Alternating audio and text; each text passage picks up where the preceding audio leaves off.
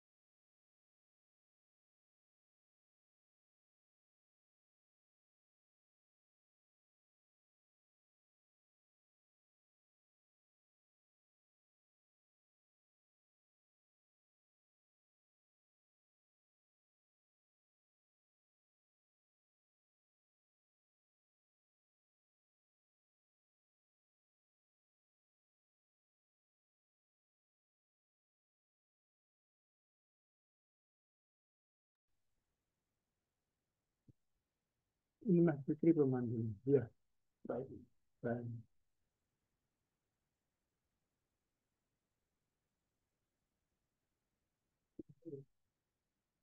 Yang belum kelihatan, saya akan diberitahu di sana.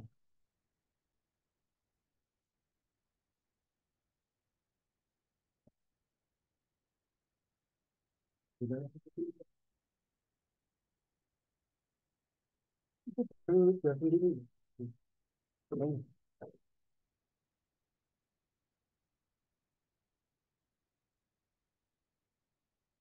Operatornya kan, dan ada suara bisik.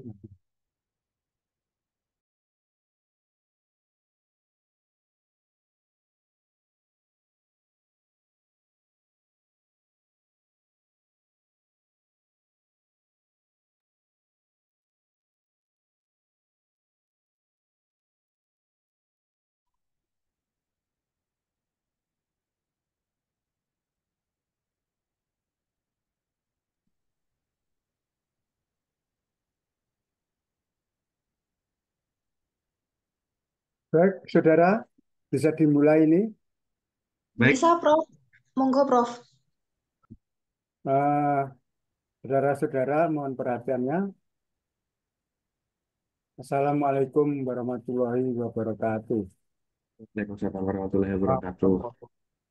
Dalam kesempatan siang ini, saudara dengan saya, kami tim menyelenggarakan eh, apa itu proposal tesis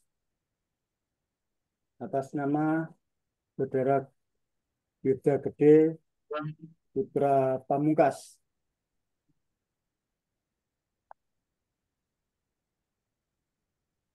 Kami bertiga sebagai penguji atau apa itu namanya, lupa saya, yakni saya sendiri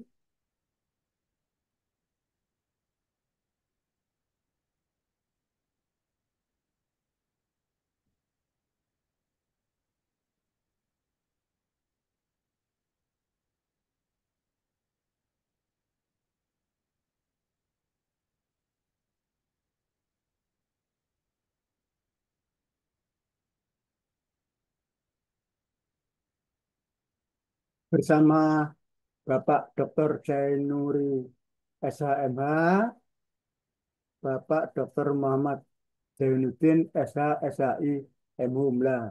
Ini namanya bagi saya itu hampir sama. Namanya yang satu beliau itu Bapak Jainuri, sedangkan yang lain Bapak Muhammad Zainuddin. Baik, eh, Saudara Yuda Gede, Baik, Prof. Dalam kesempatan ini, proposal saudara akan dibedah oleh kami berempat, saudara sendiri dan kami, pembimbing dan penguji. Untuk itu, saudara harus memperhatikan tentang segala sesuatu yang berkaitan untuk menyukseskan studi saudara dalam program magister hukum di perguruan tinggi Universitas Wiraraja Sumeneb. Baik, Prof.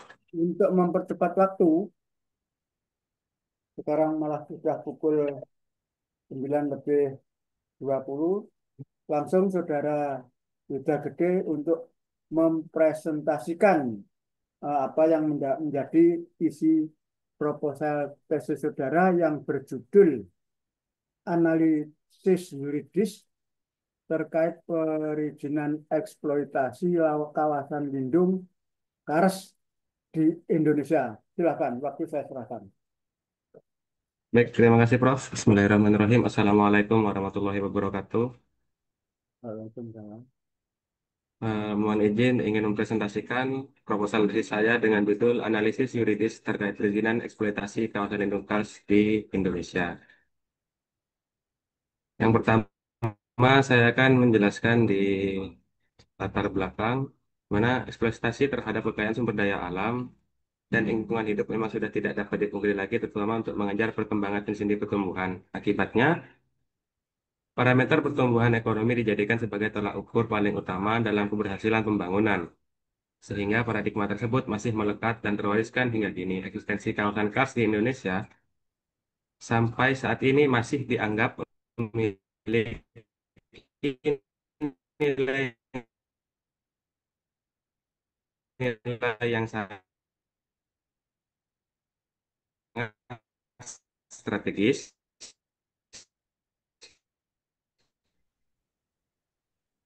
nilai-nilai yang sangat strategis untuk keperluan alam, juga sumber daya alam, halnya pada sektor pariwisata, penambangan bahan galian, penghasilan sarang burung walet, dan juga kawasan pertanian.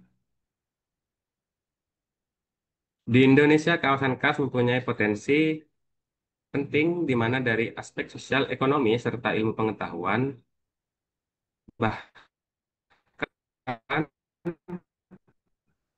kawasan kars mempunyai fungsi hidrokung kelangsungan kehidupan makhluk hidup di atasnya.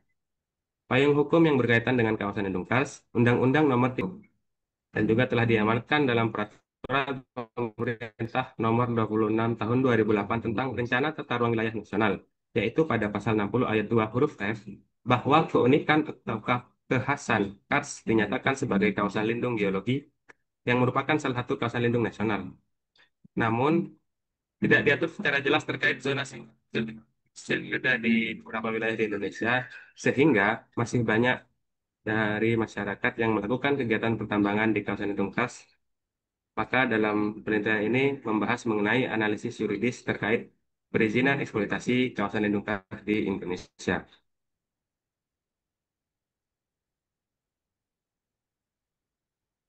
Selanjutnya, dalam rumusan masalah, yang pertama, bagaimana perlindungan akibat eksploitasi terhadap kawasan lindung kars dalam pengelolaan kawasan lindung geologi. Yang kedua, bagaimana tanggung jawab pemerintah apabila tetap terjadi kegiatan eksploitasi di kawasan lindung kars. Selanjutnya, tujuan penelitian yang pertama untuk mengkaji dan menganalisis perlindungan terhadap kawasan lindung kars dalam pengelolaan kawasan lindung geologi. Kedua, untuk mengkaji dan menganalisis bentuk pertanggungjawaban terhadap pelaku yang melakukan kegiatan eksploitasi di kawasan lindung kars.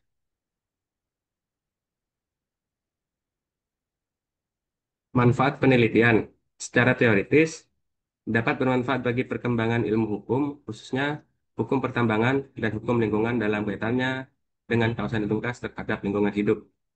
Secara praktis, pembahasan analisis yuridis terkait perizinan eksploitasi kawasan lindung kars di Indonesia dapat menjadi masukan dan pengetahuan lebih bagi pembaca. Penelitian ini juga memberikan manfaat dan pengetahuan untuk kepentingan seluruh pihak, baik itu mulai dari pemerintah, aparat, penegak hukum, maupun masyarakat pada umumnya. Selanjutnya, tinjauan teoritis. Pertama, terkait perizinan. Menurut Kamus Besar Bahasa Indonesia KBBI, pengertian perizinan berasal dari kata izin yang dimana artinya adalah pernyataan mengabulkan atau tidak melarang dan sebagainya. Persetujuan memperbolehkan. Persetujuan, mohon maaf, perizinan secara umum merupakan pemberian legalitas kepada seseorang atau pelaku usaha atau kegiatan tertentu, baik dalam bentuk izin maupun tanda daftar usaha. Izin ialah salah satu instrumen yang paling banyak digunakan dalam hukum administrasi untuk mengemudikan tingkah laku para warga. Selanjutnya, eksploitasi.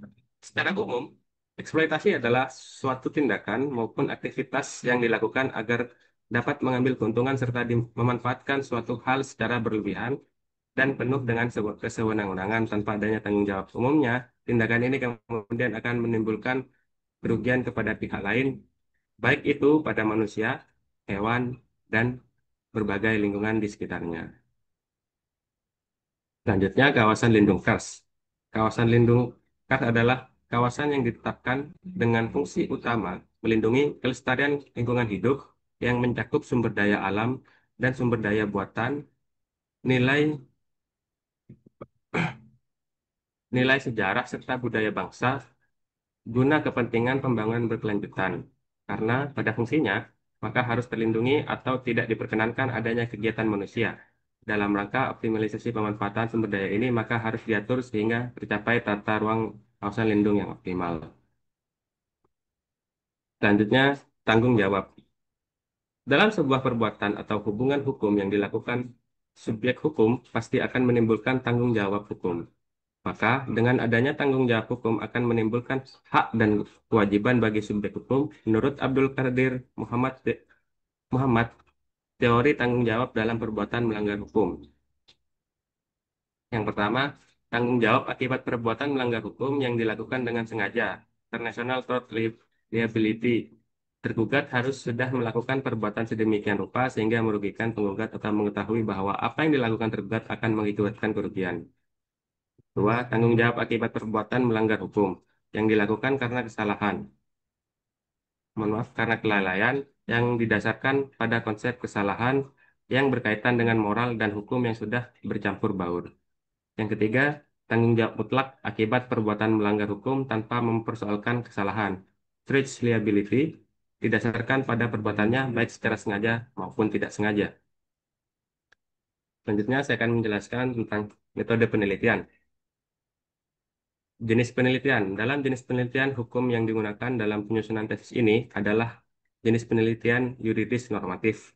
Jenis penelitian ini disasarkan pada sumber-sumber kepustakaan guna membahas masalah-masalah yang telah dirumuskan dengan cara menelaah data-data sekunder dengan melakukan penyelidikan terhadap kajian mengikuti deskripsi subjek penelitian yang terimplementasi pada buku-buku serta data-data pendukung lainnya. Selanjutnya, pendekatan penelitian. Pendekatan perundang-undangan, statute approach, pendekatan ini dilakukan dengan menelaah semua peraturan perundang-undangan dan regulasi yang terkait dengan isu hukum yang sedang dibahas. Yang kedua, pendekatan kasus. Dalam penelitian normatif, tujuannya adalah untuk mempelajari bagaimana penerapan norma-norma atau kaidah hukum dilakukan dalam praktik hukum. Kasus-kasus yang telah diputus sebagaimana yang dapat dilihat dalam jurisprudensi terhadap perkara-perkara yang menjadi fokus penelitian. Selanjutnya, jenis bahan hukum. Bahan hukum primer atau bahkan bahan hukum positif, yaitu suatu norma hukum yang punya kekuatan mengikat seperti undang-undang. Yang kedua, bahan hukum sekunder, yaitu bahan hukum yang melengkapi bahan-bahan hukum primer seperti rancangan undang-undang dan naskah akademik seperti jurnal, buku-buku, serta data-data yang mendukung lainnya. Selanjutnya, teknik pengumpulan bahan hukum. Dikarenakan jenis penelitian ini menggunakan jenis penelitian yuridis normatif, maka teknik pengumpulan datanya menggunakan studi kepustakaan yang dilakukan untuk menghasilkan data yang dibutuhkan sesuai dengan perumusan yang akan dibahas, yaitu melalui literatur dan dokumen yang terkait dengan kawasan lindung terhadap lingkungan hidup. Selanjutnya, teknik analisis bahan hukum. Yang pertama, deskriptif. Dalam teknik analisis ini digunakan dengan cara menggambarkan atau mendeskripsikan bahan hukum primer dan sekunder yang telah didapatkan oleh penulis dengan sesuai fakta yang ada. Yang kedua, preskriptif. Penulis mengemu- mengemukakan pendapat terkait penemuan fakta-fakta yang didasari oleh bahan hukum yang dikumpulkan, kemudian mendapat pendapat tersebut yang akan menentukan benar atau salahnya suatu permasalahan hukum yang sedang dibahas. Selanjutnya, deduktif telah menggambarkan serta memberikan argumen terkait bahan hukum primer dan sekunder yang telah dikumpulkan. Selanjutnya, penulis menggunakan teknik analisis deduktif yang di mana di sini ditarik kesimpulan dalam bentuk argumen yang menjawab isu hukum yang dibahas. Terima kasih, Prof. Demikian yang bisa saya sampaikan dari seminar proposal yang saya presentasikan hari ini. Demikian saya kembalikan kepada penguji satu, Bintoro Prakoso. Terima kasih. Terima kasih kepada Saudara Yuda Gede Putra Pamungkas. Saudara itu menulis proposal tesis. Mengapa hanya 28 halaman? Padahal yang lainnya itu ada sampai di atas 50. Ini karena apa? Sebutkan aslinya.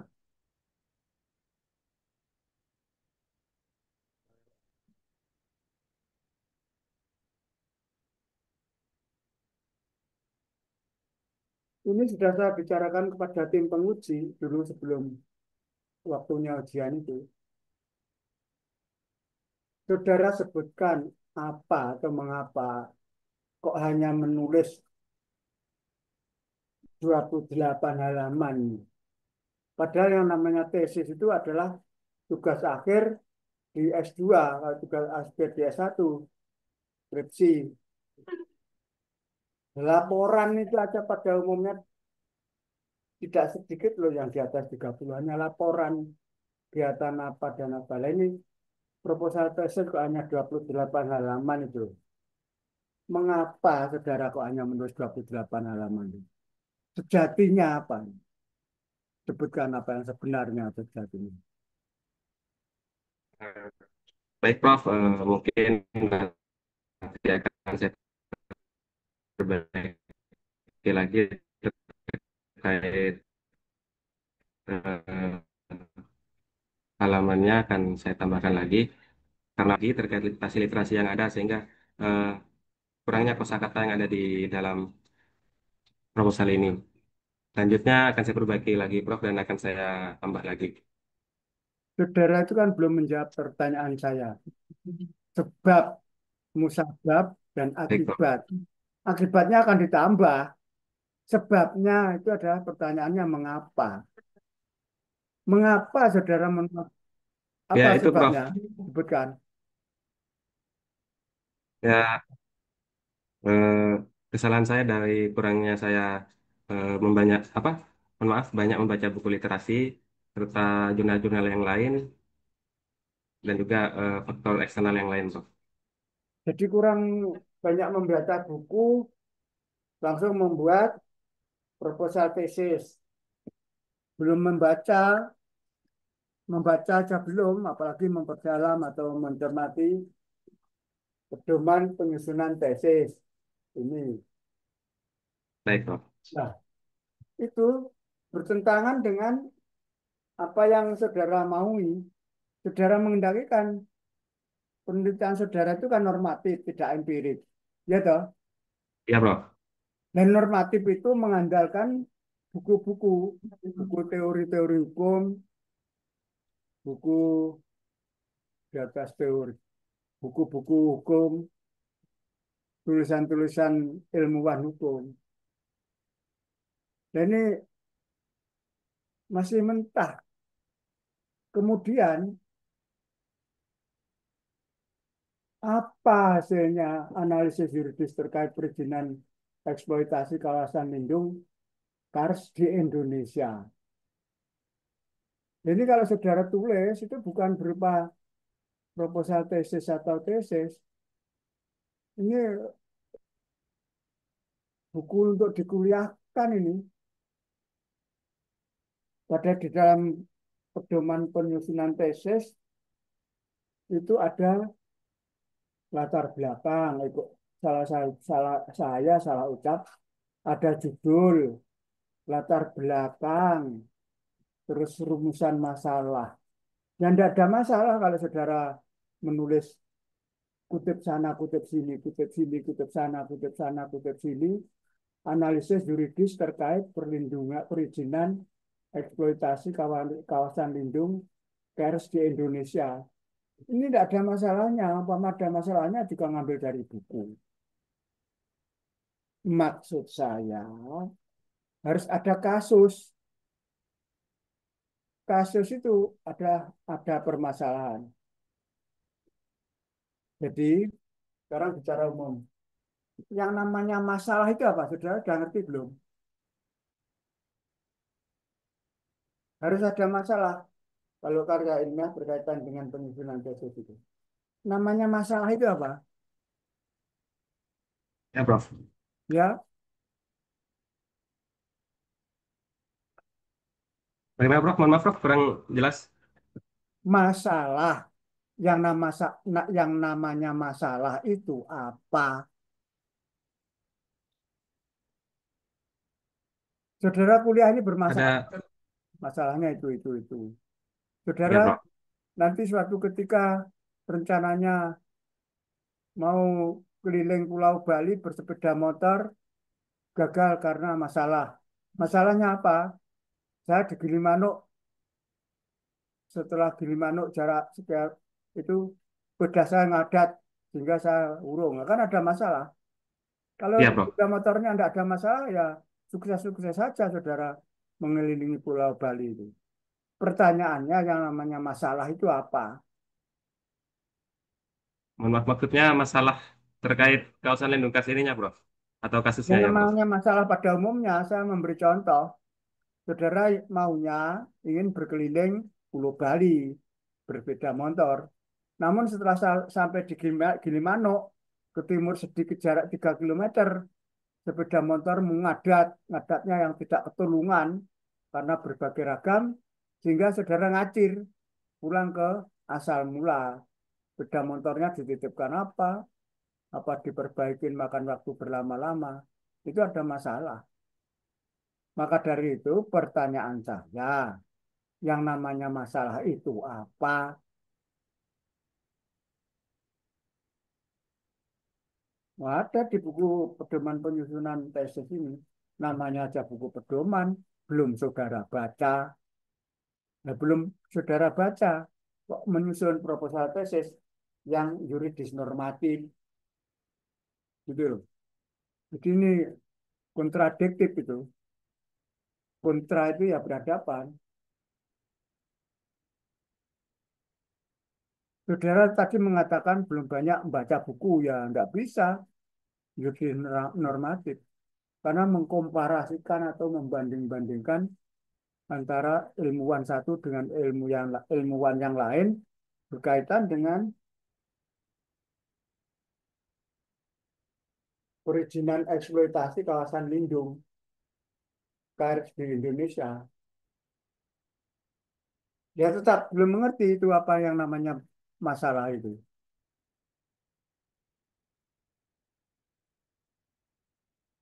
Saudara, masalah Baik, itu tidak sesuainya antara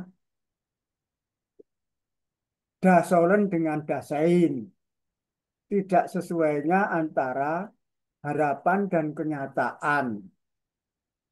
Itu tadi contoh saya.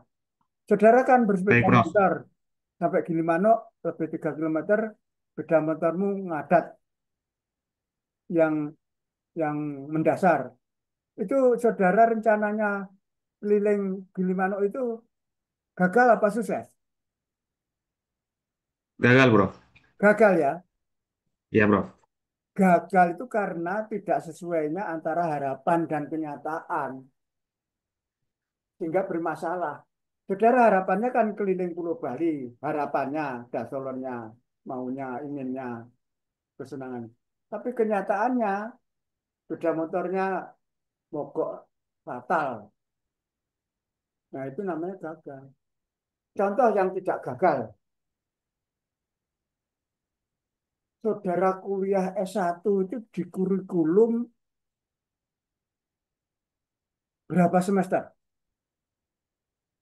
S1 ya, saudara S1, saya S1, saudara di Sumeneb, saya di Jember gitu katakanlah. Di 8 semester, Prof. berapa? 8 semester, Prof. 8 semester. Betul. Saudara kuliah di Fakultas Hukum itu kok kerja belajar itu dan sebagainya dan sebagainya. Setelah semester ketujuh, saudara menulis skripsi, maka luluslah saudara. Saudara rencananya atau dasolennya 8 semester. Kenyataannya saudara lulus berapa semester? Dalam contoh saya ini. 8 semester, Prof. 8 semester. Ini ada masalah apa tidak? Tidak ada, Prof. Tidak ada karena sesuai antara dasolen dan dasain. Dasolen itu apa ya? Kurikulumnya itu loh. Ya ya. Yaitu yang 8 Ya, semester Prof. itu mana? Jadi dasolennya itu 8 semester, dasainnya atau nyatanya berapa saudara selesai tadi berapa semester? 8 semester, Prof. Itu tidak ada masalah, sudah. Namun seandainya seharusnya itu 8 semester, namun saudara baru selesai 10 semester, ya ada masalah. Demikian juga saudara menulis proposal ini, dasolennya adalah seluk-beluk tentang perizinan eksploitasi kawasan lindung kars di Indonesia. Nah ini saudara banyak membaca buku, namun kenyataannya di halaman 29 tidak ada buku-buku yang berkaitan dengan itu kawasan lindung kars itu.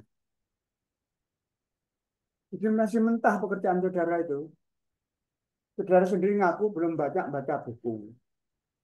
Ini buku pedoman penyusunan tesis, masalah aja nggak ngerti. Jadi masalah itu antara tidak sesuainya antara harapan dan kenyataan. Mengapa harus begitu? Sebetulnya ya keterangannya panjang. Jawabnya gampang. Karena dalam buku pedoman penyusunannya mengharuskan begitu. Enak dah. Terasa Baik, Prof. saudara. Iya, Prof. Dirasakan jangan dipikirkan. Terasa saudara. Rasa, Prof. Nah ya itu sudah kalau terasa. Berhubung terasa ya ini bicara dari depan. Ayo. Saudara itu dari judulnya, dari ibu sudah menyinggung apa Sumeneb atau kawasan di Sumeneb itu, ini yang lebih cocok adalah penelitian hukum yang empirik, ngerti? Empirik Bagaimana, Prof? saudara juga harus ke lapangan, ngerti yang dimaksud lapangan dalam ucapan saya itu? Baik, Prof. Apa itu lapangan? Anu, Prof. Di studi tempat, Prof. Kita turun lapangan, Prof. Lah iya yang dimaksud lapangan kok keterangannya lapangan, ya ganti lapangannya itu apa? Turun kemana saudara? Terkait ke dinas-dinas terkait dan juga ke tempat kawasan kawasan lindung khas itu sendiri, Prof. Di Sumeneb itu ya. Ya. Nah ya itu namanya turun ke lapangan. Lapangan ya lapangan penelitian, tapi karena saudara dengan saya itu orang kampus, ya sudah lapangan itu ya ngerti sendiri. Lapangannya mahasiswa Fakultas Hukum tidak sama dengan lapangan mahasiswa Fakultas Pertanian yang program studinya misalnya menanam anggur, berbeda. Nah ini kalau saudara ini analisis terkait dan sebagainya yang juridis normatif, saudara amat mengalami kesulitan. Maka dari itu, ini wajib apa? Empirik. Lihat ya, Beres, Prof. empirik atau empiris atau empiri itu apa? Bahasa Indonesianya. Ini kan dari bahasa asing. Apa? Ya, Prof. Apa? Studi lapangan, Prof. Ya, betul. Studi lapangan, ya memang dalam dunia pendidikan kependidikan dan studi lapangan. Tapi empirik itu bahasa aslinya pengalaman. Jadi saudara mempunyai pengalaman. Mau ke mana, Mas?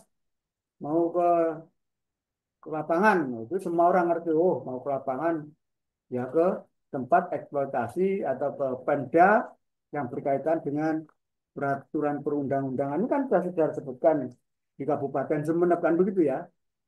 Nah, iya. Eh, ya, baik, Prof. Mohon maaf. Sebelumnya Ya itu kan? terkait tulisan yang di Kabupaten Sumeneb. Sebenarnya itu saya mau melampirkan kasusnya saja, Prof. Di situ. Melampirkan apa? Kasus, lampiran kasusnya, Prof. Maksud saya. Nah, ini tidak ada sama Jadi, sekali yang buku yang diserahkan pada saya itu. Tertinggal nah, di iya, mana? mohon maaf. Maksudnya terkait yang penulisan yang di Kabupaten Sumeneb itu, eh, saya salah tafsir dalam menuliskannya.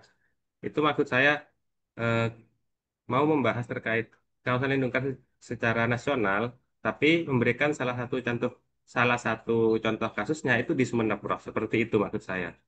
Lah, ya itu. Saudara itu kalau ini sukses, jarang yang meneliti seperti saudara. Sehingga di kampus saudara ini tampil beda. Ngerti? Maka aneka ragamnya itu saudara andil A, ambil bagian atau andil untuk penelitian yang berkaitan dengan yang jarang diteliti. Tapi di samping itu kan saudara sudah mencantumkan di halaman 30 itu Peraturan Menteri Energi dan Sumber Daya Material, Mineral, bla bla bla bla itu. Peraturan daerah Kabupaten Sumeneb. Nah, ini rancangan rencana tata ruang itu harus saudara buru ini, saudara kejar kemanapun harus tertangkap ini. Rencana tata ruang wilayah kabupaten. Loh, itu kan baru rencana enggak apa-apa bagi ilmuwan gitu loh. Itu menunjukkan bahwa saudara itu turun ke lapangan benar. Nah, ini saudara sudah mengakui, ya, Baik, lanjutkan. Prof. Berkali-kali saya sampaikan kepada mahasiswa dimanapun bahwa yang namanya karya ilmiah, yaitu tugas akhir, tesis, dan sebagainya, ada judul, ada latar belakang, ada rumusan masalah. Itu harus saling berkait, tidak boleh berdiri sendiri. Baik, Prof. Ya, contohnya Baik, kemarin itu Prof. ada mahasiswa. Pertama itu membicarakan hukum, lalu dalam permasalahan itu membicarakan pemerintah. Yang tidak sambung. Ya saudara itu apabila ini sukses, itu bisa tampil beda ini. Tapi ya harus dengan serius, dengan kemampuan energi yang ada pada saudara, dioptimalkan untuk mengejar. Dan ini tinjauan petaka kawasan lindung Kars tanggung jawab itu seperti itu. Ke lapangan bisa berbincang-bincang dengan orang yang langsung berkaitan dengan itu dan sebagainya. Saudara kan sudah mendapat pelajaran metodologi penelitian pada waktu S1 dulu. Nah, S2 barangkali seandainya ada ya, yang memang ada, apabila tidak ada, toh sudah mendapat kuliah metodologi penelitian hukum. Jadi jangan pisah berdiri sendiri, seperti tidak kenal antara judul, latar latar belakang itu harus mencantumkan kasus-kasusnya. Ini keputusan Menteri tahun 2000. Kabupaten Sumeneb itu ada. Dan judulnya juga harus menyebutkan Kabupaten Sumeneb. Sehingga orang langsung, oh ini empirik atau empiris. Nah itu. Dilanjutkan, eh, tulisan saudara. Tadi kan sudah saya sampaikan. Antara judul, latar belakang, dan rumusan masalah harus berkait.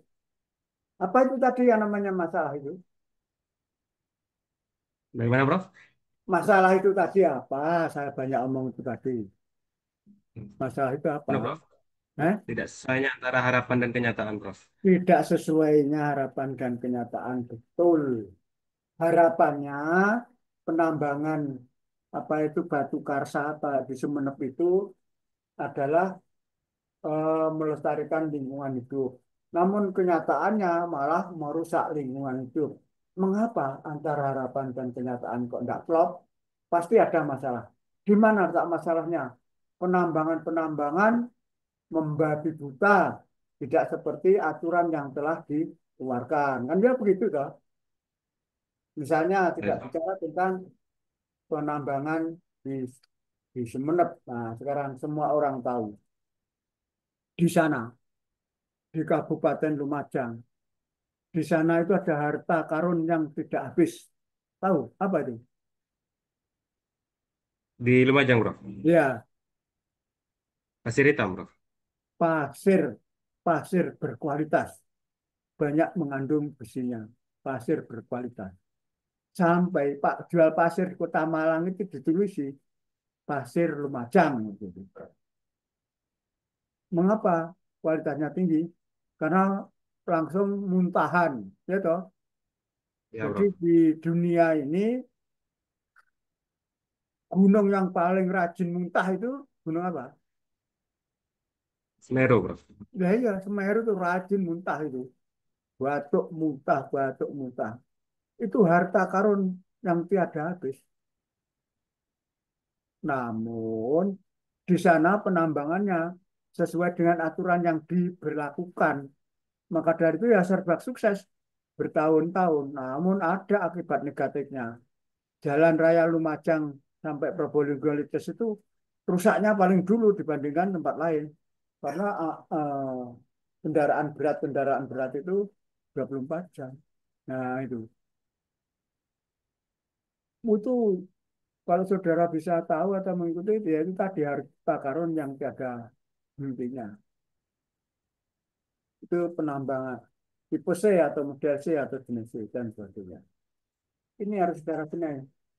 Rumusan masalah bagaimana perlindungan akibat eksploitasi terhadap kawasan lindung. Nah, itu kalau ada harus cari ke lapangan harus cari pelanggaran-pelanggarannya akan saudara jadikan permasalahan.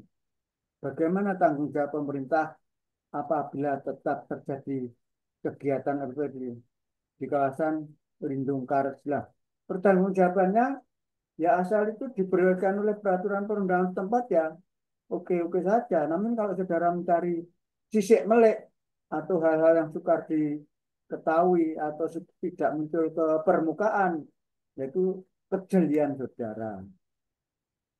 Jadi antara judul, latar belakang, dan rumusan masalah harus satu, tidak boleh sendiri-sendiri. Terus berkaitan dengan tujuan penelitian. Tidak usah ditulis untuk ini saya coret ini. Baik, Baca Prof. buku metodologi. Saudara kan sudah punya buku metodologi penelitian hukum ya. Iya, Prof. Yang dari saya itu. Punya, Prof. Ya itu Iya, Prof. sekarang. Ya. Jadi ini pasangannya itu. Ini suami istri. Pedoman penyusunan tesis dengan metodologi penyusunan tesis ini. Ini suami istri atau pasangannya. Manfaat teoritis, dan sebagainya. Saudara dalam menulis catatan kaki atau footnote, jadi itu kan berarti mengakui bahwa saudara itu belum pintar. Mana buktinya kalau belum pintar? Buktinya apabila menulis masih mengutip tulisan-tulisan orang terdahulu kan begitu ya. Ini belum mengikuti Betul, Prof. tata tulis catatan kaki itu. Ya, diperhatikan itu. Ya, Prof. Baik, Prof. Tinjauan pustaka, yaitu pustaka Kamus Besar Bahasa Indonesia. Ya semua orang. Nah, ini malah tidak ada apa-apanya. Namanya proposal tesis. Padahal saudara dulu sudah membuat skripsi. Jadi yang ditulis miring itu judulnya,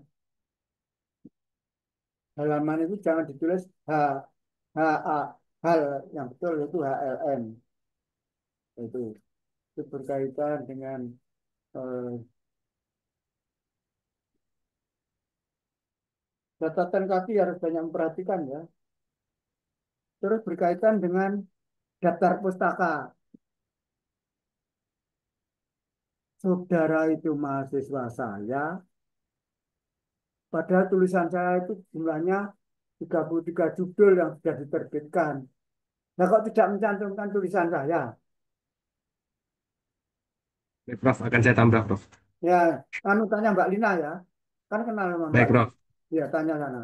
Jangan malu, jangan malu. Kan ada pepatah, apa itu? Malu bertanya, sesat di jalan, kan begitu ya. Baik, Prof. Malu bertanya, sesat di jalan. Terus kalau dilanjutkan, boleh apa enggak? Bertanya terus berarti apa? Berarti enggak penting. Jadi, anu tanya Mbak Lina itu yang tidak banyak. Tata tulisnya sudah benar itu. Diikuti aja. Mahasiswa yang satu dengan yang lain, itu bukan saingan. Saudara kan mahasiswa, sudah menyusun tesis, menyusun itu bukan saingan itu. Itu Baik, Prof. saling mengisi, ya toh, give and take, ya toh, take and give namanya. Jadi saudara dengan Ahmad, Ali, Amin, Siti dan sebagainya itu saling mengisi, berkomunikasi dalam rangka untuk yang menyempurnakan tugas akhir saudara itu. Nah, dosenmu, terutama dosen pembimbing tesis itu tidak memusuhi saudara. Jangan merasa saudara itu gini. Oh, saudara itu dengan saya itu saya pembimbing, saudara yang dibimbing. Yang dibimbing kata lainnya yang diapakan? Bukan Baik, Prof. bimbing itu bahasa bahasa Inggris yang ini kan bimbing. Apa pembimbing bahasa kata lainnya pembimbing? Anu, Prof. Yang mengarahkan, Prof. Menuntun, Prof. Nah, yang menuntun, betul, yang menuntun. Jadi kalau dituntun gini, belok kiri, belok kanan, jangan dekur gitu kan. Jadi saudara itu mahasiswa yang dibimbing, saya pembimbingnya. Jangan dikira saya itu memusuhi ya. Saudara dengan saya wajib akrab. Berkaitan dengan ilmu pengetahuan, tidak berarti akrab orang satu dengan yang lain saling membelikan bakso itu bukan. Jadi ini Baik, kurang Prof. banyak loh ya, supaya ya minimal member gitu aja. Ngerti yang dimaksud. Baik, Prof. Terus ini undang-undang, saudara menulis undang-undang atau konstitusi. Saudara saya kan orang Indonesia ya.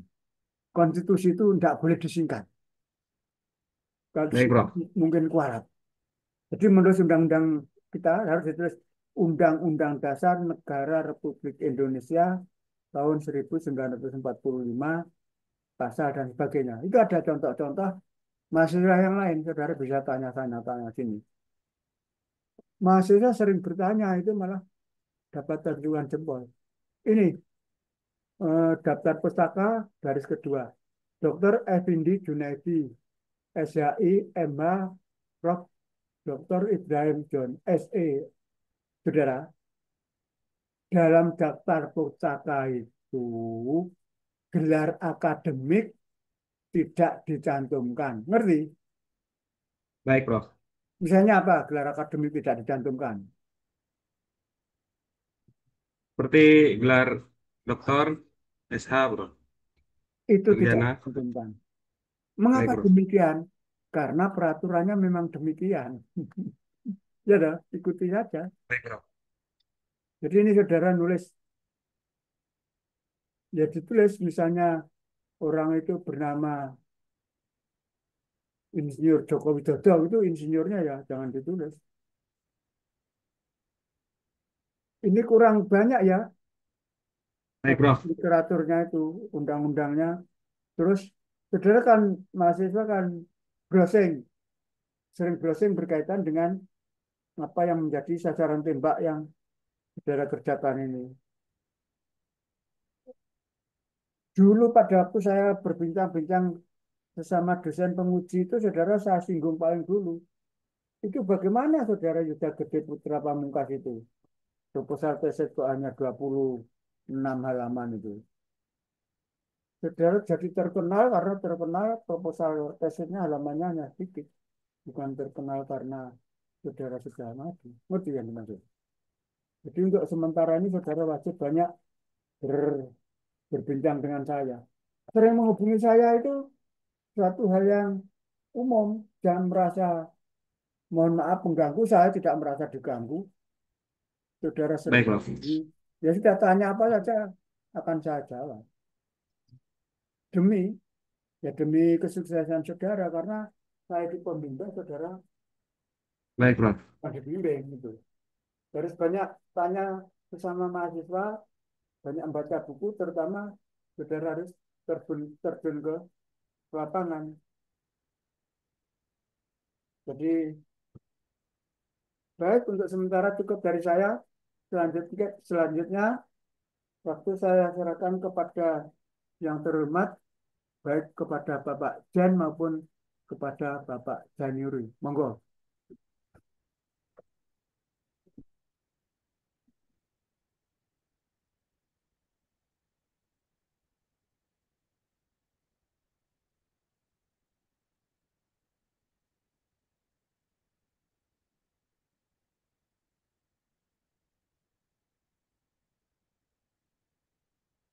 Silakan Pak Zen duluan Pak Zen. Pak Zen, Pak Zainuddin. Baik, terima kasih. Mas Yuda masih dengar suara kami dengan baik? Mas Yuda, Baik, mohon maaf, Pak. Mohon maaf, Bapak. coba ditampilkan judulnya Mas Yuda lagi, Mas Yuda. Baik, Bapak. Ya.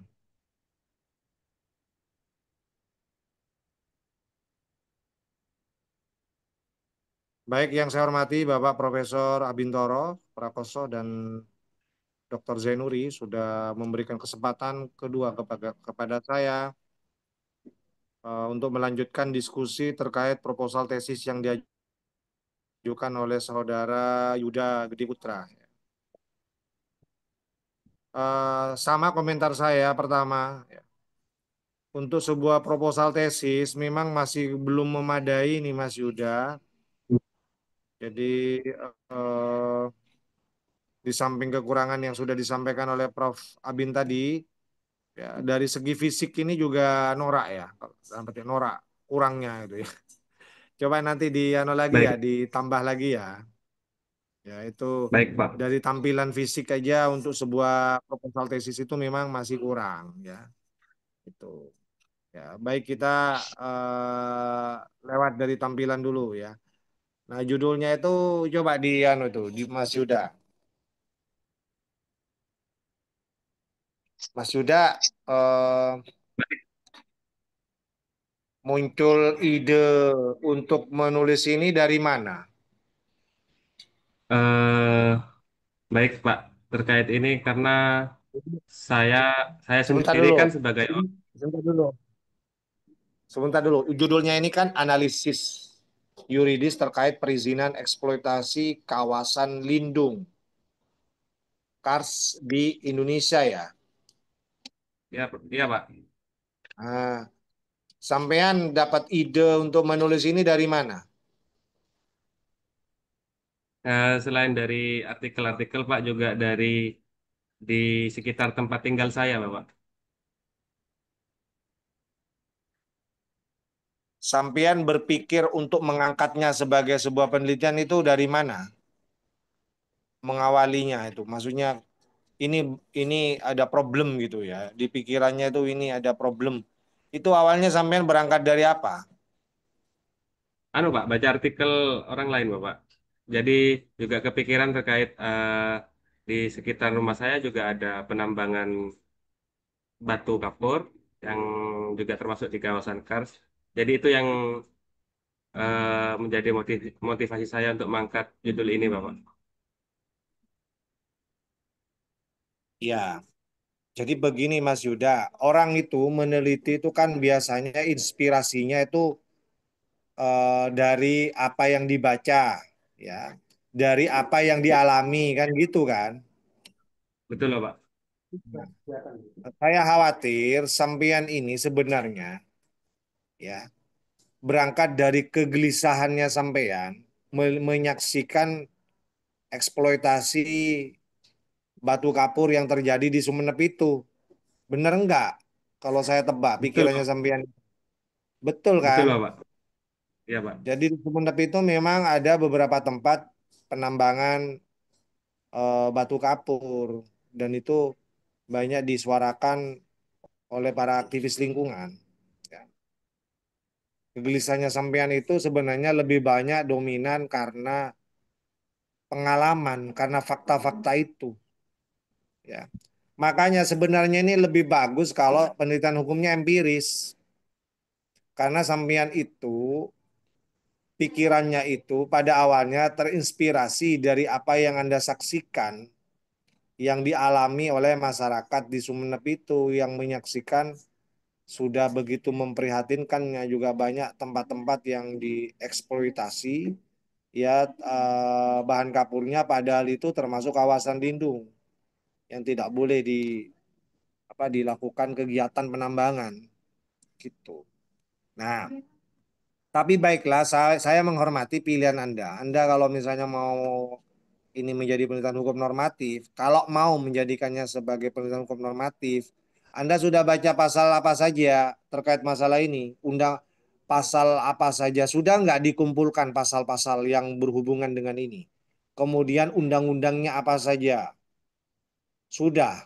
Ada ada beberapa yang sudah saya baca Bapak terkait di Undang-Undang nomor Undang-Undang nomor 32 tahun 2009 Bapak. Terkait Terus tentang apalagi? perlindungan hidup dan juga eh, ada undang-undang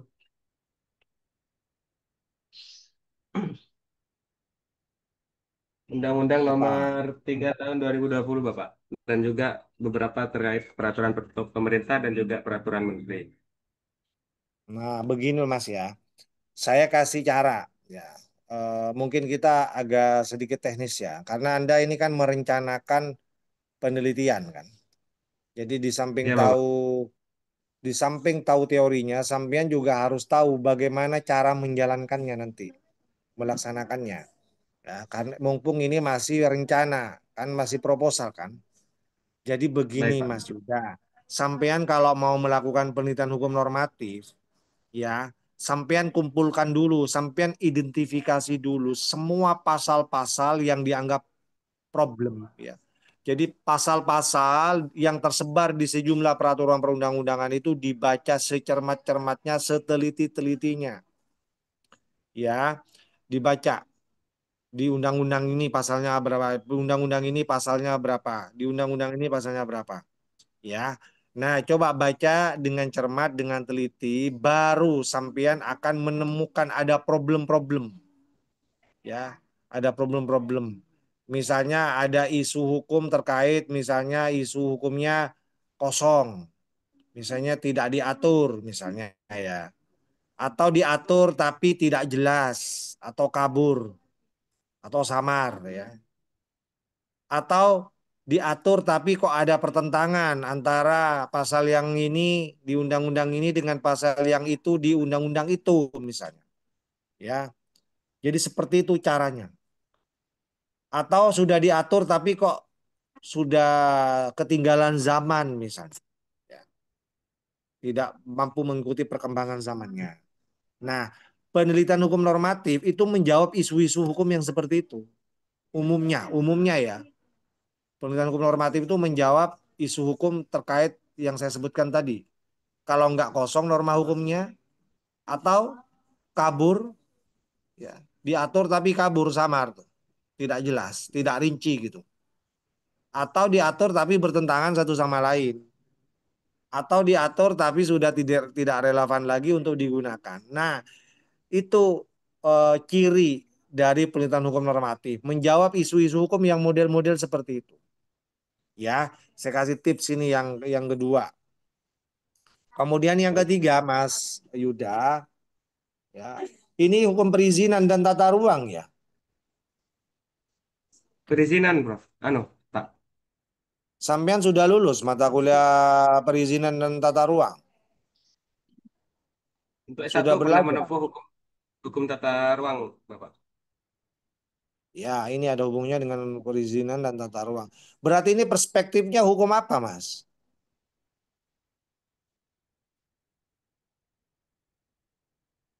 Sampean mau membahas tentang eksploitasi kawasan lindung ini perspektifnya hukum apa?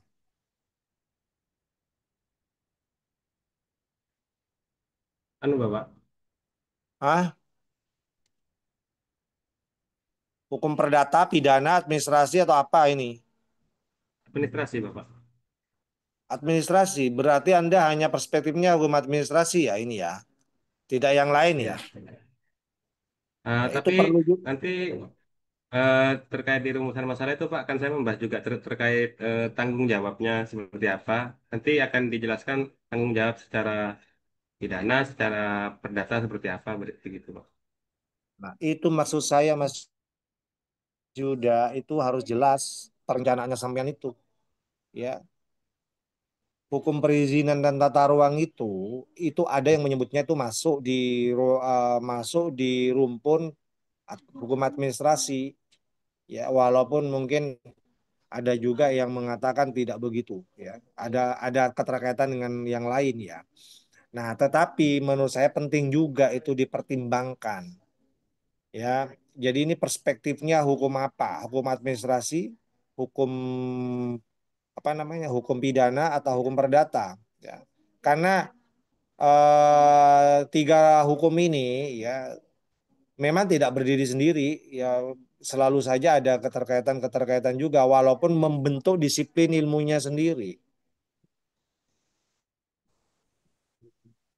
Baik, Bapak. Ya, tetapi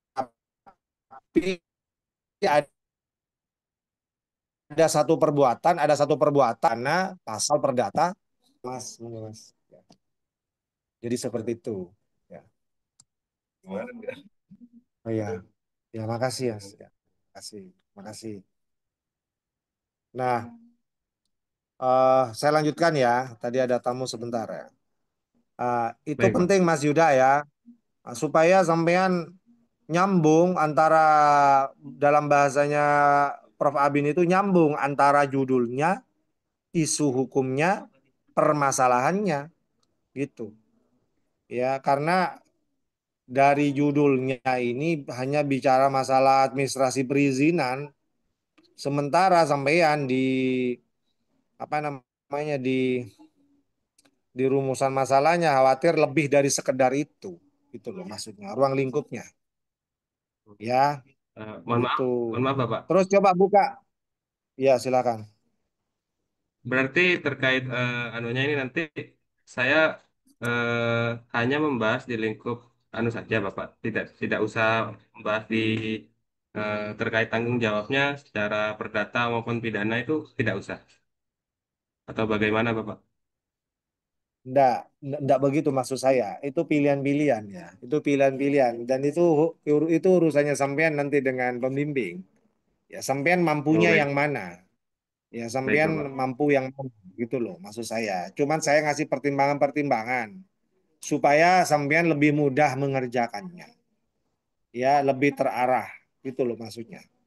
Ya, itu Baik, Pak. pilihan-pilihan. Cuman saya ngasih apa ya, ngasih key-nya tuh, kunci-kuncinya kayak gitu tuh. Ya. Baik, Pak. Nah, coba coba dibuka anunya, dibuka permasalahannya dulu. Buka permasalahannya. Ini anunya di apa namanya di PPT-nya. Baik, Pak.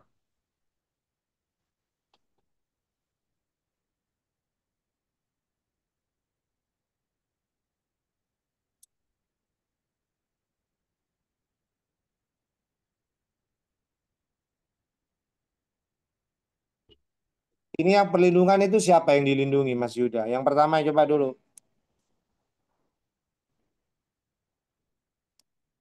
Anu, Pak. Yang perlu dilindungi siapa dan apa? Objeknya, Bapak. Iya, berarti apa yang dilindungi? Kawasan lindung karsnya, Bapak. Jadi yang dilindungi ini kawasan lindungnya ya. Iya, Bapak. Iya. Kalau bicara perlindungan hukum ya, ini perlindungan hukum ya. Iya, Itu Bapak. kan ada ya itu kan ada sifatnya yang preventif, ada yang sifatnya apa itu? Eh, ada yang pencegahan, ada yang sudah terjadi.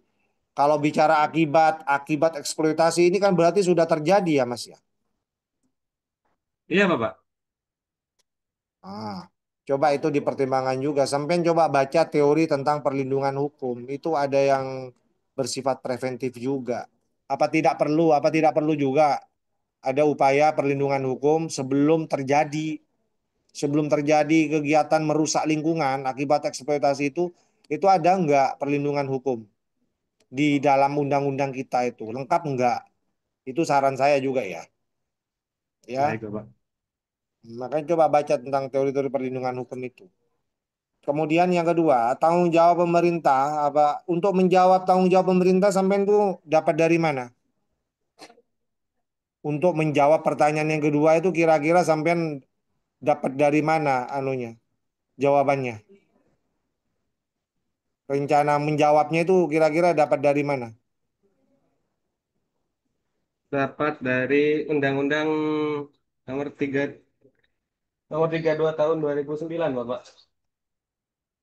Di dalam undang-undang diatur enggak tentang tanggung jawab pemerintah?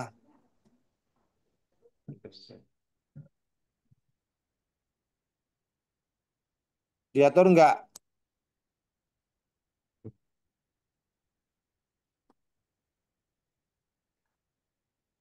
Di dalam undang-undang itu diatur enggak tentang tanggung jawab pemerintah terhadap kegiatan eksploitasi itu?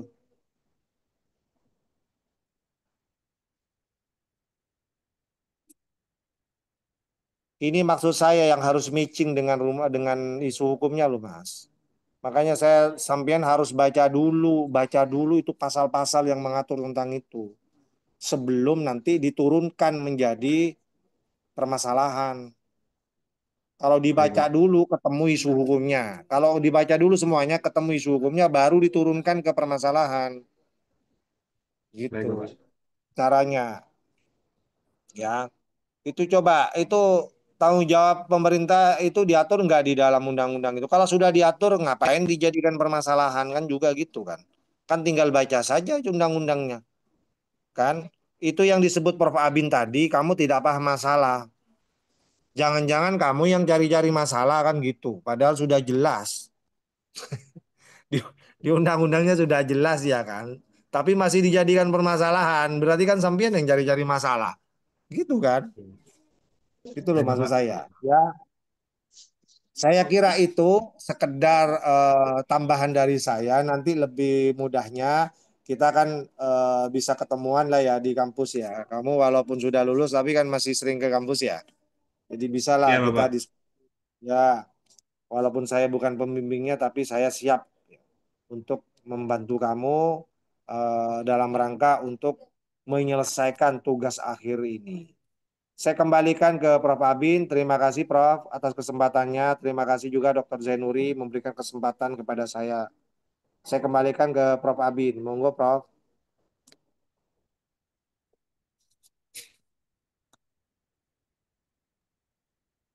Terima kasih kepada yang terhormat Bapak Dr. Jen yang telah eh, ikut membedah, menganalisis, dan menunjukkan segala kekurangan dari proposal mahasiswa Yuda Gede. Selanjutnya, waktu saya serahkan kepada Bapak Januri, Januri apa? Untuk me- membenahi segala sesuatunya berkaitan dengan proposal tesis atas nama Saudara Yuda Gede. Monggo silakan waktunya.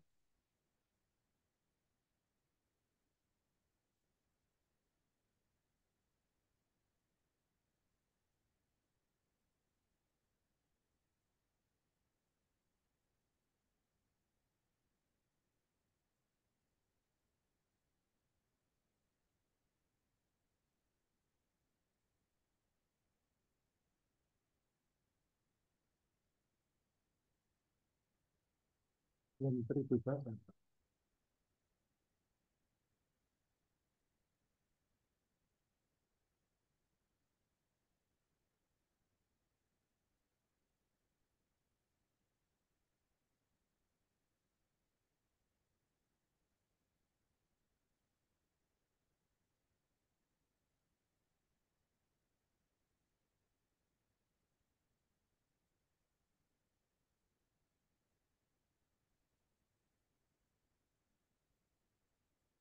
Siapa yang salah tegur?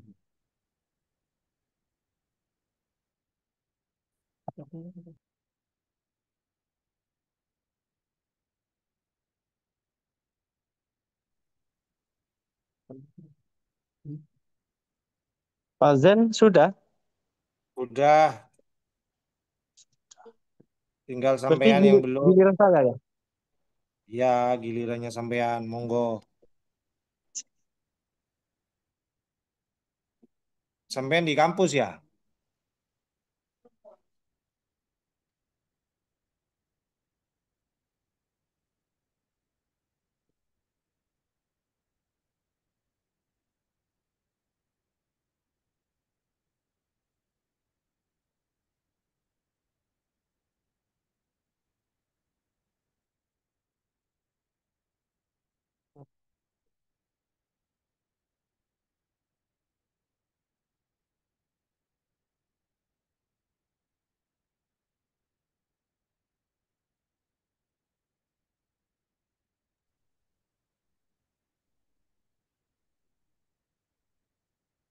Silakan yang mau.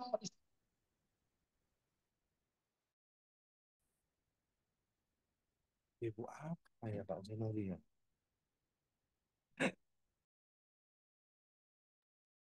Monggo Dokter Zenuri. Yang mau istirahat istirahat dulu ya. Silakan.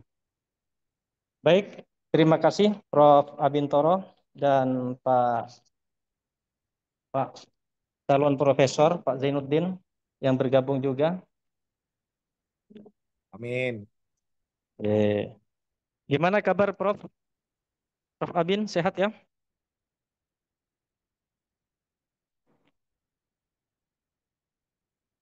Halo, Alhamdulillah masih sehat bisa dengar semua. suara saya? Ya, alhamdulillah sehat. Monggo silakan. Oke. Mohon maaf, Prof. Izin sebelumnya, Prof. Saya ini pada hari ini sebenarnya berbarengan dengan Mas. jam mengajar di kelas. Saya di kelas juga ini, Prof. Jadi kemarin saya sudah nyampaikan ke Bu Direktur Pasca kalau hari Rabu saya sebenarnya nggak bisa dijadwal gitu karena padat ini ya jadwal ngajar gitu. Nah, ya ini agak sedikit ya apa? Agak sedikit berbagi waktu ini. Iya, Jadi silakan. maaf, Yang penting Prof. silakan. Yang penting secara formal kan sudah tampil. Nggih. Berbahagialah Eh, menjadi berbahagialah menjadi orang yang amat sibuk. baiklah. Di sini untuk saudara Yuda ya. Dengar suara saya Yuda? Baik, dengar Pak. Ya, tolong saudara Yuda ya, slide-nya ditutup dulu ya, biar tidak Baik mengganggu. Pak. Nah, oke. ada beberapa hal yang perlu saya sampaikan dalam draft proposal saudara yang saya baca ya. Nah, pertama saya mengucapkan selamat saudara melakukan presentasi proposal tesis pada hari ini ya. Yang pertama, saya ucapkan itu. Yang kedua, tadi sudah banyak disampaikan oleh Prof. Abintoro maupun Pak Zainuddin terkait dengan proposal yang saudara apa bahas tadi. Eh, saya ini ada catatan kecil dari saya ya. Baik, Bapak. Di dalam draft proposal ini, pertama dari judulnya ya. Nah, mungkin teman-teman kalau mau di luar dulu ya, biar. Sebentar ya. Nah, dari sisi judulnya ini tentang perizinan, perizinan. Tetapi di rumusan masalahnya, ya, di rumusan masalahnya ini mengapa tidak mengarah kepada judul? Ya, kenapa? Coba, saya ingin konfirmasi aja dulu ini. Halo? Ya, baik, Bapak. Ya, Ya, halo, Yuda. ya baik, Bapak. Eh, baik, maksud saya terkait itu, Pak. Saya membahas bentuk perlindungan dari dampak akibat perizinan yang sudah diatur di undang-undang itu, Bapak. Itu maksud saya. Mungkin saya keliru memilih kosakata di situ, Bapak. Nanti akan saya perbaiki. Nah, ini catatan saya tolong antara judul dengan rumusan masalah itu di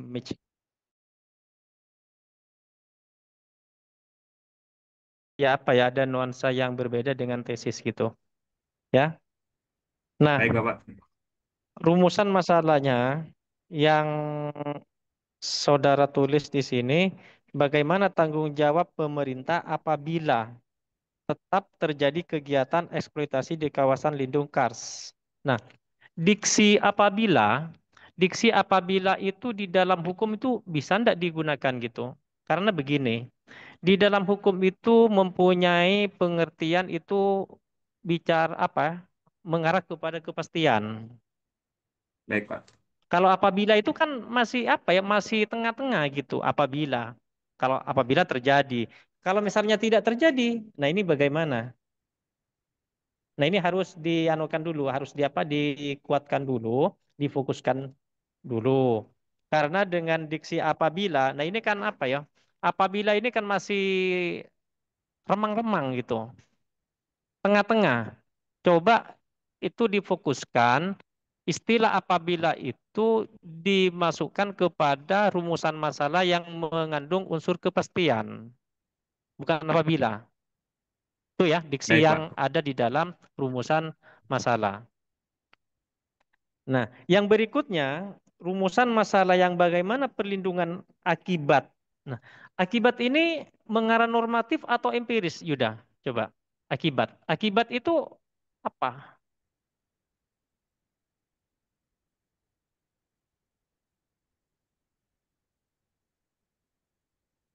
Halo? Ya, Bapak. Ya, akibat itu orientasinya apa? Akibat itu apakah karena itu ada perbuatan atau tidak adanya perbuatan? Akibat. Akibat itu apa? Coba, akibat itu. Karena Biar adanya ini ada perbuatan, apa Bapak. ya? Ada ketegasan. Apa? Karena adanya perbuatan, Bapak. Nah, karena adanya perbuatan. Kalau itu perbuatan, apakah rumusan masalah yang pertama ini masuk di dalam metode penelitian hukum normatif? Masuk atau tidak, kira-kira? Baik, tidak, Bapak. Nah, kalau tidak, maka coba upayakan rumusan masalah yang pertama maupun yang kedua itu diarahkan kepada penelitian normatif. Nah, karena apa? Penelitian normatif itu adalah penelitian yang berorientasi kepada norma yang ada di dalam peraturan perundang-undangan itu. Nah, itu saran saya ya, saran saya. Tolong ini direnungkan lagi supaya rumusan masalah yang ada ini benar-benar mengarah kepada penelitian hukum normatif gitu ya. Tadi sebenarnya sudah disinggung juga oleh Prof. Abintoro maupun Pak Zen mungkin ya, sudah menyinggung juga. Nah, kenapa? Karena di dalam hukum itu sendiri, hukum itu satu sisi itu berbicara mengenai yang namanya kepastian hukumnya, ya, itu ya. Baik, Bapak. Oke. Nah, selanjutnya pada halaman latar belakang ini kok orientasinya ini apa? Kabupaten Sumeneb gitu. Nah, ini coba ini ditegaskan lagi. Ini banyak mengupas mengenai Kabupaten Sumeneb yang terkait dengan masalah apa? Penataan ruang. Nah, ini gimana ini? Ini kok kayaknya rancu itu nulisnya ini. Baik, Pak. Akan saya perbaiki, Bapak. Ya, Ya, Bapak. itu. Nah, kalau bicara mengenai masalah ini, masalah apa? Masalah eksploitasi kawasan lindung, itu ada enggak dengan korelasinya dengan Undang-Undang Nomor 26 Tahun 2007 tentang penataan ruang? Ada, Bapak. Ada. Oke, ada ya. Nah, Ada, Pak. kalau ada, mengapa saudara itu di dalam latar belakang kok tidak mengupas undang-undang itu juga gitu? Kok hanya Undang-Undang Nomor 32 Tahun 2009 tentang PPLH? Itu kan ada korelasinya ke sana kan? Nah, bagaimana Iya, ada. dalam aspek hukum lingkungannya terkait dengan geologi itu seperti apa, terkait dengan penataan ruang itu seperti apa? Karena tadi waktu saudara presentasi bahwa yang namanya kawasan Kars Lindung itu kan tidak boleh diapa-apakan kan? Ya, Betul, Bapak. betul ya. Iya, baik. Nah, Iya, Bapak. tapi satu sisi ini bicara masalah eksploitasi, padahal di dalam perlindungan kawasan lindung Kars itu nggak boleh diapa-apakan. Nah, ini menjadi pertanyaan saya gitu. Kenapa itu mengarah ke sana? Sementara dalam Undang-Undang Nomor 26 Tahun 2007 tentang penataan ruang, di sana itu ada ruang-ruang yang memang menjadi kewajiban pemerintah untuk mengadakan apa? Kawasan lindung. Itu wajib dalam Undang-Undang Tata Ruang itu.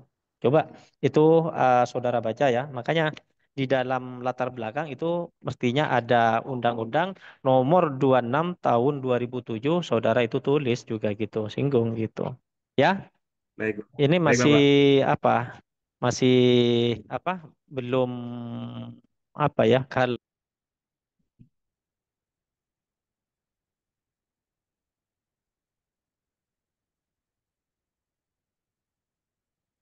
Oke ya, saya lanjutkan ya. Baik, Bapak. Nah, selanjutnya, berdasarkan tulisan saudara di sini, tujuan penelitian ini yang pertama untuk mengkaji dan menganalisis perlindungan terhadap kawasan lindung kars dalam pengelolaan kawasan lindung geologi. Ini maksudnya apa ini? Tadi perizinannya, sekarang kawasan lindung geologi ini apa? Yuda, coba Yuda, saya minta apa konfirmasinya. Bentar, Bapak.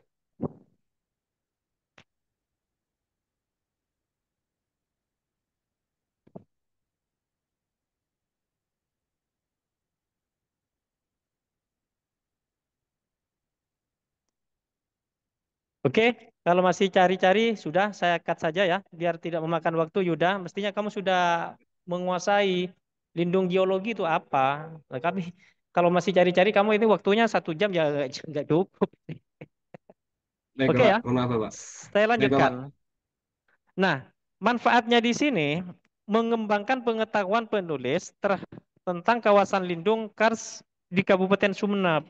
Nah, katanya penelitian normatif, tapi kamu kok anunya kok empiris, Kabupaten Sumeneb. Nah, ini coba kamu di apa? Di match-kan gitu, biar apa ya hasilnya nanti tidak abu-abu gitu.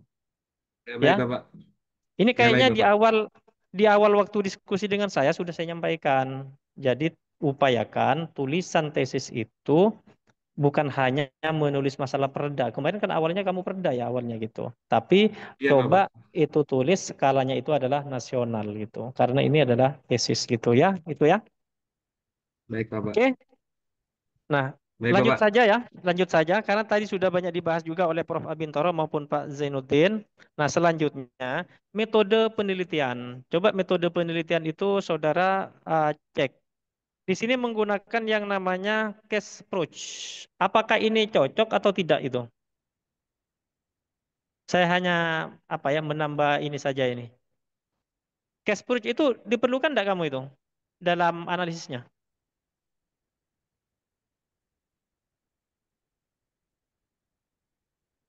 Halo? Ya Bapak. Mohon maaf Bapak. Tidak. Kurang Nah, cocok sebenarnya Bapak. Nah, kalau itu tidak cocok, case approach itu, maka coba jangan menggunakan case approach. Tapi paling tidak ada gantinya yang namanya conceptual approach. Bagaimana secara konsepnya? Karena didukung dengan teori-teori hukum yang relevan nanti gitu. Seperti apa? Coba itu diperhatikan lagi ya. Nah, Baik termasuk Bapak. berikutnya, teknik pengumpulan bahan hukum. Kenapa saudara menggunakan data? Kalau penelitian hukum normatif itu tidak mengenal data gitu. Yang ada itu sumber bahan hukum, sumber bahan hukum primer, sumber bahan hukum sekunder. Nah itu, tapi saudara kok nulis data di sini? Beda dengan penelitian yang sifatnya itu empiris. Nah itu silakan tuh boleh gitu, ya. Baik Oke, Bapak. teh, termasuk teknik analisis bahan hukum. Dan di sini pakai fakta. Nah ini ya, fakta-fakta ini gimana ini? Baik, akan saya ganti nanti Bapak, saya perbaiki. Nah, ini kalau fakta, ini coba saudara baca ini ya, buku metode penelitian yang ditulis oleh Bahder Johan Nasution. Itu terbitan UNER Press itu, Fakultas Hukum UNER.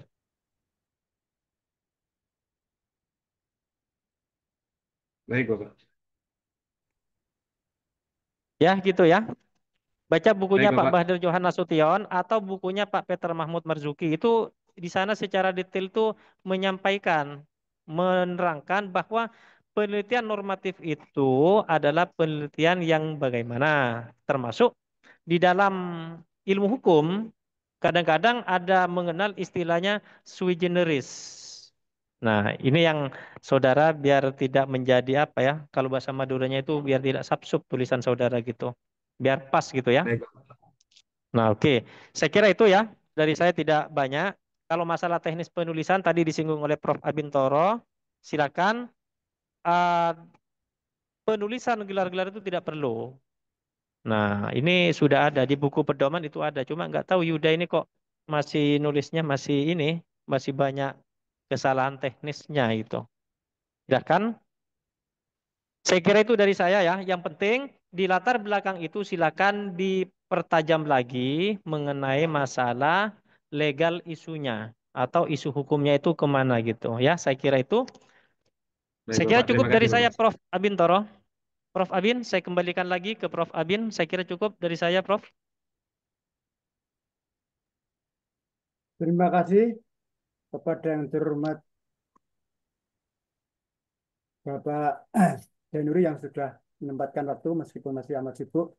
Selanjutnya yakni tahap rapat kami bertiga berkaitan dengan ujian proposal saudara Yuda Gede. Untuk selanjutnya kepada operator silahkan saudara Yuda Gede untuk meninggalkan ruangan berkaitan dengan Zoom ini. Baik Bapak. Baik Prof. Terima kasih.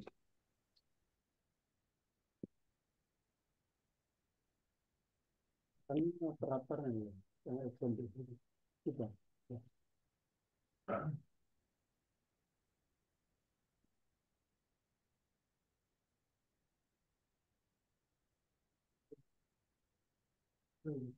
Yang satu belum, kan 3 orang.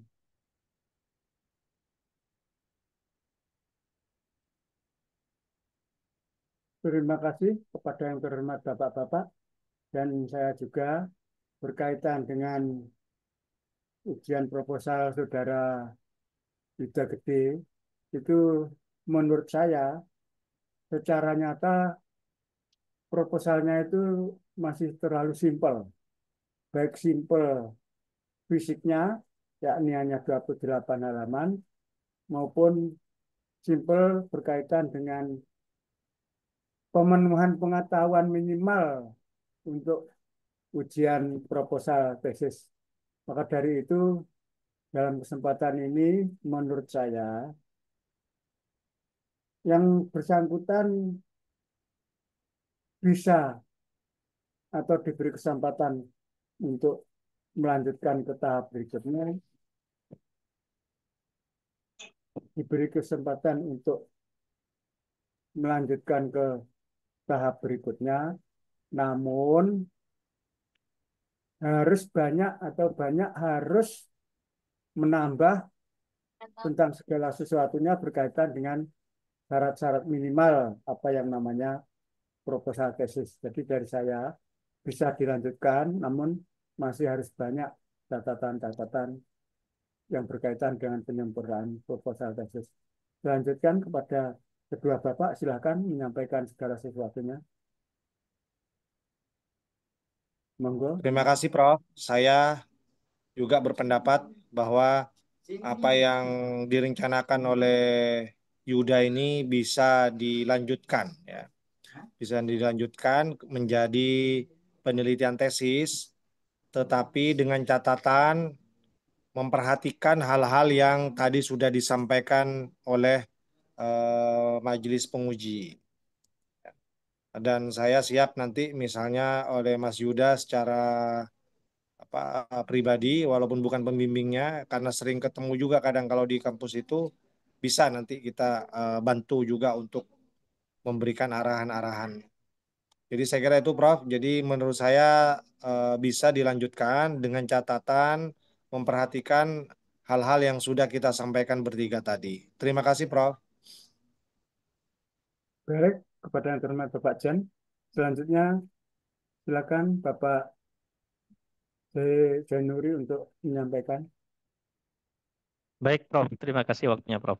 Jadi pada prinsipnya proposal ini bisa dilanjutkan, menggarap tesisnya boleh, dengan syarat itu tadi, Prof. Syarat apa yang telah kita diskusikan bersama, baik jenengan, Prof, maupun Pak Zen, maupun saya gitu. Artinya apa?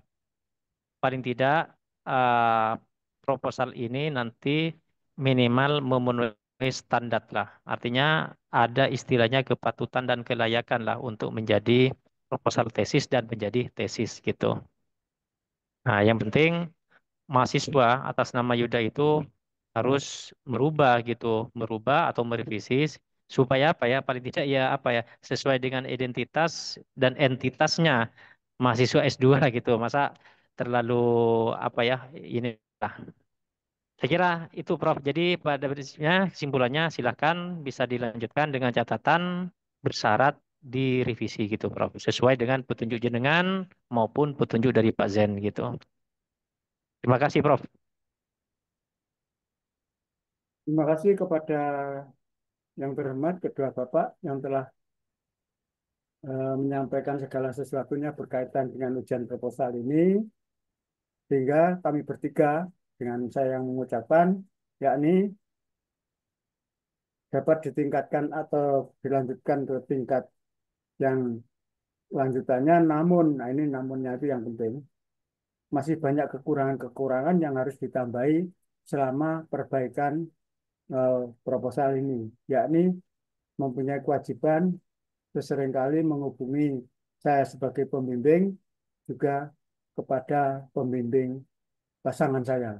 Terima kasih, untuk sementara cukup kepada kedua bapak itu. Lalu pada tahap selanjutnya akan saya sampaikan hasil rapat singkat ini kepada yang bersangkutan. Maka dari itu sekarang waktunya Saudara Yuda Gede untuk bergabung dalam kesempatan ini.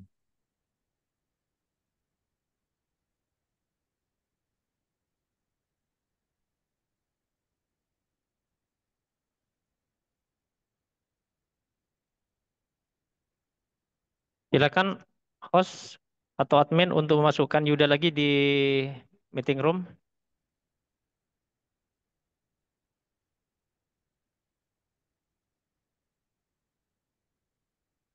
Halo, Evi atau Fikri?